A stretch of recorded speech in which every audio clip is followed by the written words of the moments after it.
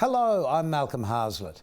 Have you ever had your palm red? Now, I'm not going to do the get out the red paint and paint your palm gag, but I will be talking to a man who actually does it professionally and a lot more to help save the planet. That's next on OurTime. Welcome to OurTime. I'm amazed with this man who you're about to meet, Trevor Curnow. He's a palm reader and he is definitely in love with the planet in more ways than one, and we're going to discuss your entire life. This is Trevor Curnow.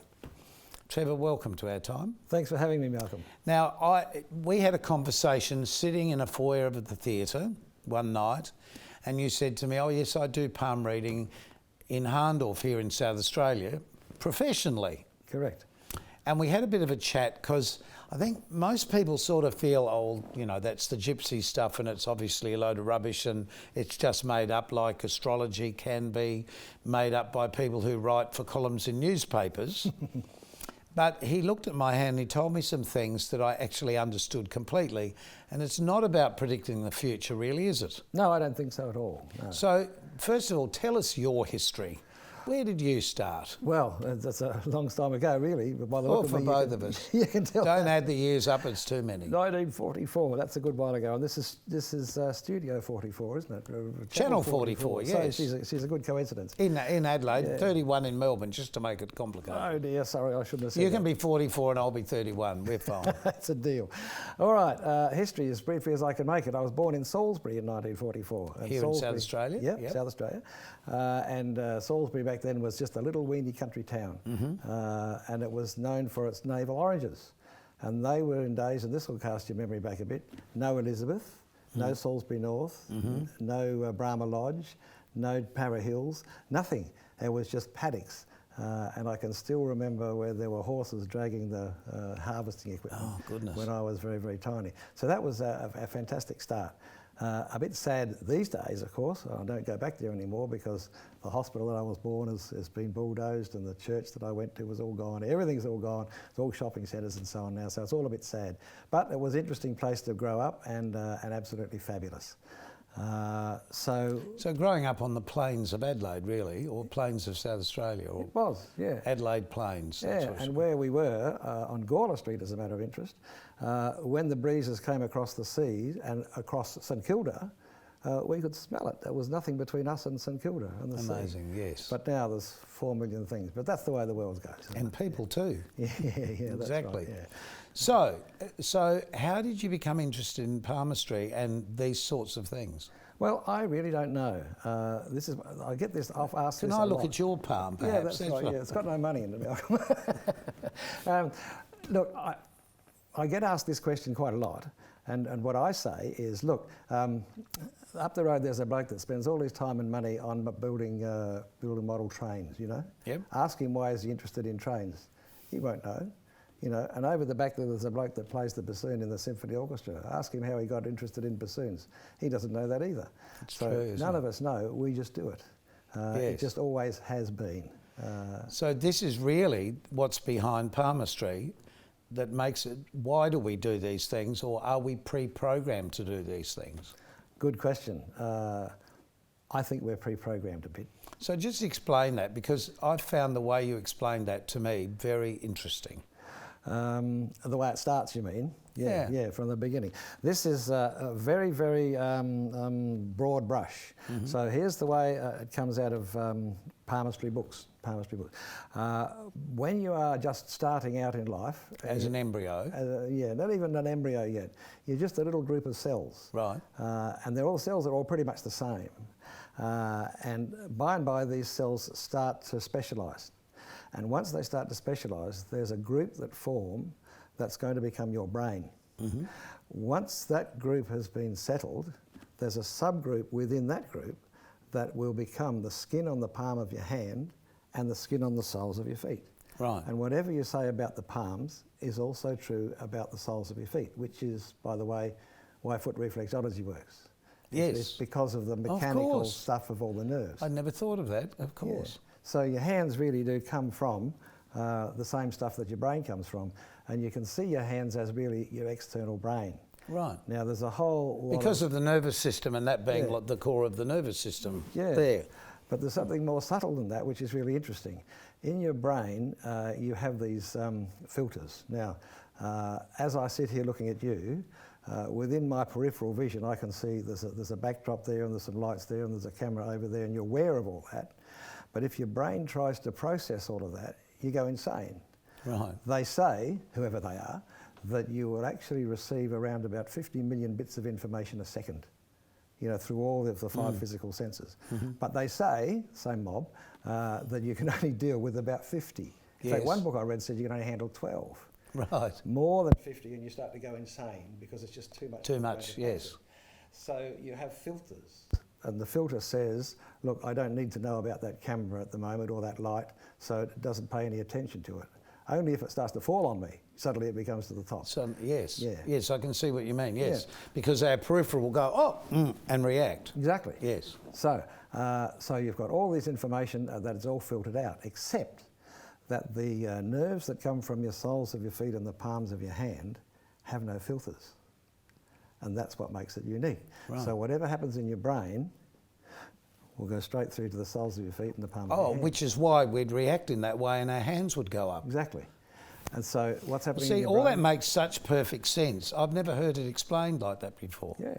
It's really interesting. If you get any reasonable book on palmistry, very early in chapter 1, they'll tell you that there are records that exist in India and also in China that go back to 3000 BC, so 5,000 years old, that say we notice that if we have a change in our brain, we will see a corresponding change in our hands. Right. So it's always been known that the hands just tell you what's going on inside the brain. So not yesterday, not tomorrow, but today. Right, and that's interesting in itself because I've noticed some older friends who have suffered dementia as they've aged, how they've lost the ability to write, or they've lost the ability to hold things tightly, or yes. How fascinating. So, rather proves the point that you know what you're talking about. Thank you very much. Yeah. But there's another side to your life, and we'll get to looking at our palms in a minute. There's another side to your life, and that's replanting the planet, so to speak. Oh, yeah, trees are my thing.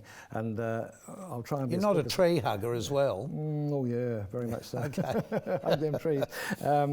This starts a long, long time ago, and I'll only put it to you because I think it's interesting, and I hope other people find it interesting too.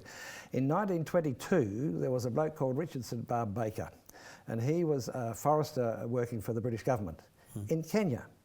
And he said at the time, look, you're chopping down too many trees. If you keep chopping down the trees, you're not going to have any fuel or food and all that sort of stuff. So he started taking the men of the village where he was out of a Sunday to plant trees, and they got called Men of the Trees, which is kind of interesting. Later in his life, he did a world tour. And on the world tour, his gospel was, if a man loses a third of his skin, then he will die. And if the planet loses a third of its tree cover, it will die. So all around the world, they started little groups of Men of the Trees. And that happened in South Australia. It didn't stay Men of the Trees very long because most of them were women. As soon, they changed it to Trees for Life. And that's how Trees for Life got started, which is a magnificent organisation. And I spent, when I virtually retired, I spent 7 years as a volunteer with Trees for Life, chasing corporate sponsorships. I had a wonderful time at Trees for Life. And during that time I was awarded the Centenary Medal, by the way, for services to Trees for Life. Congratulations. Which was really excellent. Yeah. Excellent for me. Anyway, in 1998, which is a while ago now, a few of us from Trees for Life started a thing called Trees Please. Now, this is a land care group, and we work at the Cedars, which is in Harndorf, the home of Sir Hans Hyson. Yes. And the reason we did that is because there's some patches of remnant native bush there that is absolutely valuable, and it's being overgrown with all these woody weeds.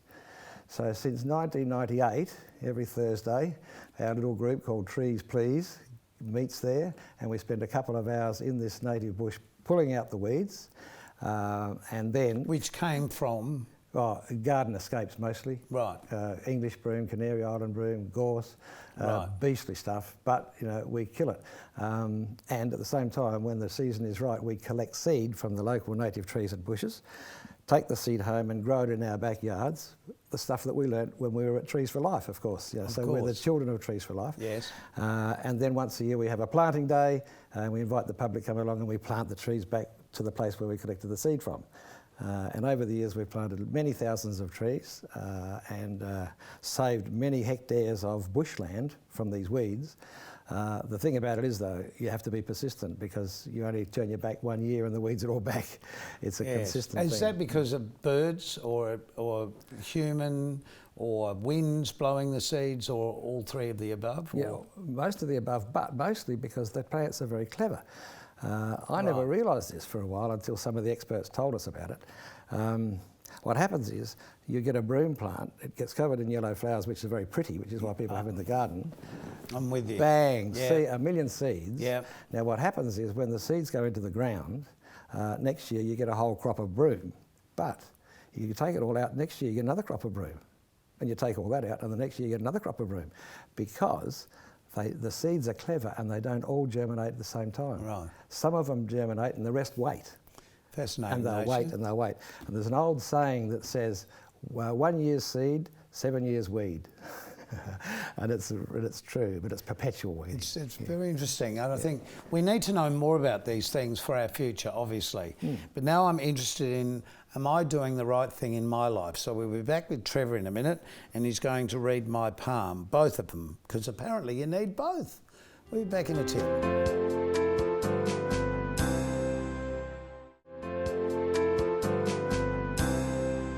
And welcome back to Our Time with Trevor Curnow, who's about to read my palms. So what do you need to do? Well, firstly, I've got to tell you a couple of things about palms that aren't generally known.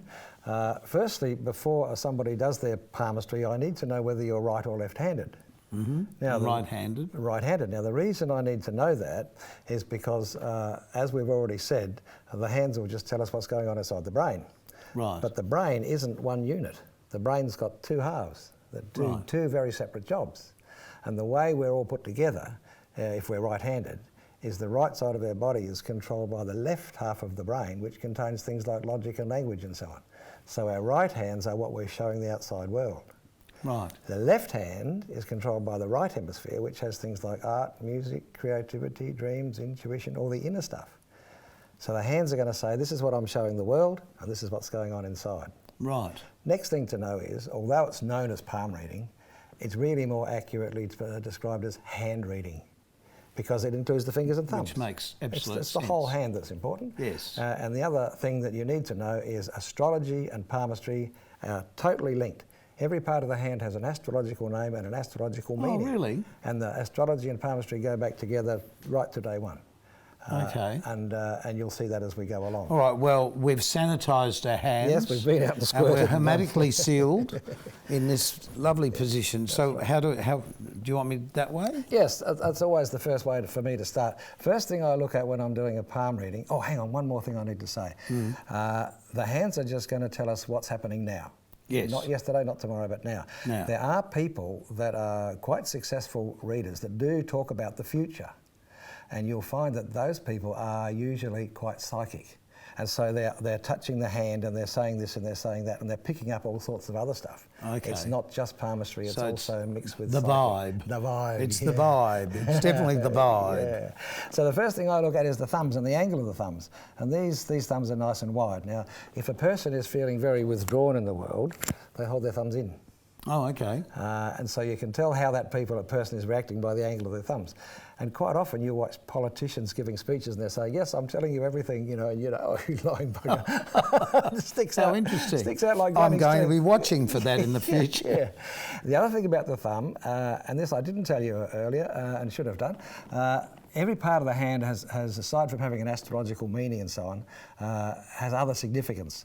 This bottom part of the thumb, the first phalange they call it, is to do with concentration, and the top end has to do with determination. Now yours on both hands is slightly enlarged. Do you see that bit? Slightly enlarged. And that's the bit where a person stores anger. So there is a little bit of anger being stored by Malcolm at the moment, and that's how that shows. Be nice to me. I hope it's not me. No. All right. The fingers. The first finger, astrologically, is Jupiter, and Jupiter is the finger of your sense of self, so it talks about your self-image and so on. The middle finger, astrologically, is Saturn, and Saturn talks about your sense of morals, ethics and justice. The fourth finger is Apollo. Apollo is the finger of the emotions. And that is the reason why wedding rings go on the fourth finger. Oh, okay. It's always been known that that's to do with the emotions. I never knew that. Yeah. And the little finger is Mercury. And of course, Mercury was the god of merchants and communicators, the finger of communication. Now, if any of those attributes in you is down in energy, you can see it quite clearly because the fingers actually shrink in diameter here at that first joint. And that's what's caused by those nerves pushing and pulling that are not filtered, from your brain. If energy is not flowing so well, you get little thickenings forming on the end. Also, fingers can lean and bend and twist. For example, if you were a person whose heart rules head, you'd find this finger, to do with the emotions, is straight. This one would lean in towards it. Oh. Or if you were a person whose head rules heart, the other way around. Right. That happens. But as far as bending and twisting goes, the only stuff we've got here, and you won't find this interesting, you'll be able to predict it yourself, is the little finger has this forward kink in it. See that? It does too. I've never noticed that before. And when the little finger curves forwards, it's the mark of a person who has a basic need to be unconventional. Whatever the rules are, I have to break them now and then, mate. I don't want to fit the mould. That's not for me at all. That's quite true, actually. At all. Other things you can see from the fingers, if you're into the astrology of it and so on, and you can quite often see it. Every section, they call it, in the books they call it a phalange. Every section has an astrological counterpart, and there are 12 sections and 12 signs of the zodiac. So this top one of this finger is Aries. This one here is to do with Taurus. This one here has to do with Gemini, Capricorn, Aquarius, and so on.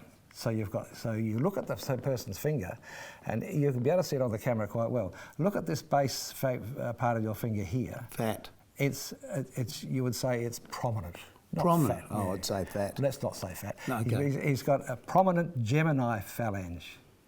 Interesting, isn't it? Gemini is the communicator. Right. And you would see yourself as a communicator. Oh, probably, and yes. if you have your astrological chart done, you'd probably find there's quite a lot, or you would find a lot of activity in Gemini. And that's Well, in the chart I have Gemini rising. Well, I rest my case, Your Honour. I say no more. Gemini, that's how it shows on the finger. Now, there are four main lines on the hand. The first one is the heart line. And the heart line starts over here, and it comes around here, and the condition of the heart line tells us the condition of that attribute in you. In other words, if you're suffering a lot of emotional damage, the line will show damage. Right. There'll be lines fraying off it, loops will form, lines cut across it, breaks, all sorts of things. And it tells you all sorts of interesting things. One very interesting thing about this I found in my readings in Harndorf some time ago. This guy started coming, he comes every year now, and he had two heart lines. And you think to yourself, this can't be. You've only got one stream of emotions. How can that be? And in questioning, I find out the situation. He was a very devoted husband and father. He had a great wife and a couple of kids. They were with him. But also, he was a devout Buddhist. Oh. And what you can read into that is, my whole heart is in my Buddhism, and my whole heart is also in my wife and family. So in fact, he does have two streams. How interesting. Yeah. All right. So that's the heart line, and where it ends tells you a story. If it stops under this middle finger, it's where a person is emotionally connected to their sense of right and wrong. Right. And they should never go into law or politics. Right. Because it's too much of... What am I? I don't know, I can't see from there. Yeah, you just gets just past it into the area of loyalty, which is, so you're basically... I'm very loyal. You need to be loyal. I do, that's very true. That's the way that shows. So this line that comes across here is the headline, and the headline talks about the intellect. Now, if that line is dead straight all the way across, it's the person who lives and breathes logic. To the extent that it's got a bit of a curve to it, that's the person who likes to put a bit of heart in the head. Now, you're right-handed, so this hand is what's going on inside. So we have a look, and it's quite a long, straightish headline.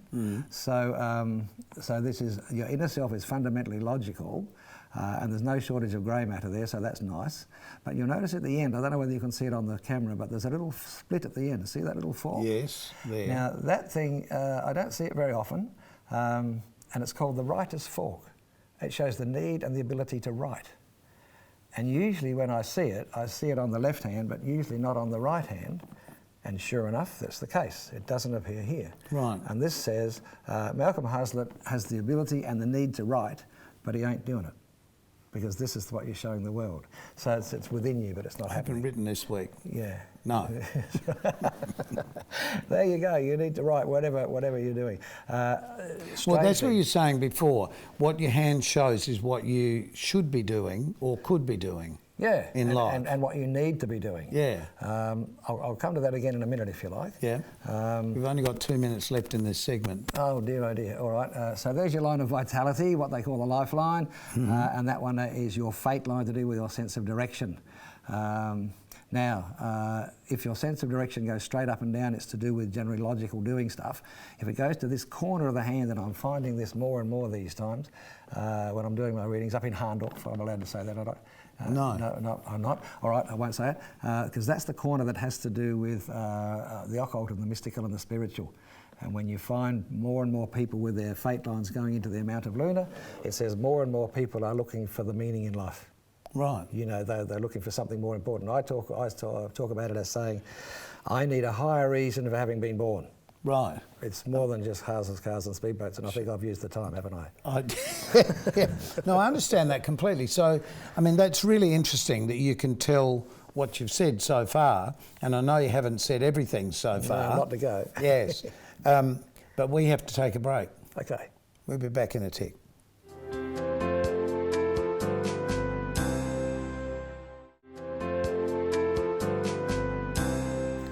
I'm here with Trevor Curnow, and he's been looking at my palm and giving me lots of interesting information.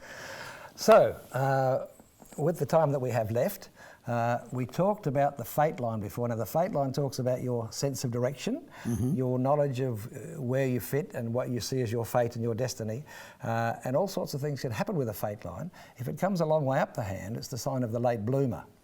If it's vertical, it talks about this is, I'm all in place. I know where everything is, and it's all up and down and straight.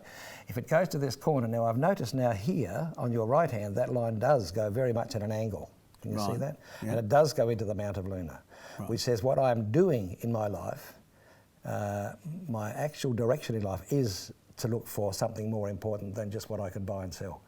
It's got a strong underlying spiritual thing, where whatever you find your spiritual life in, and also has to do with art and music, by the way. That's all tied up together.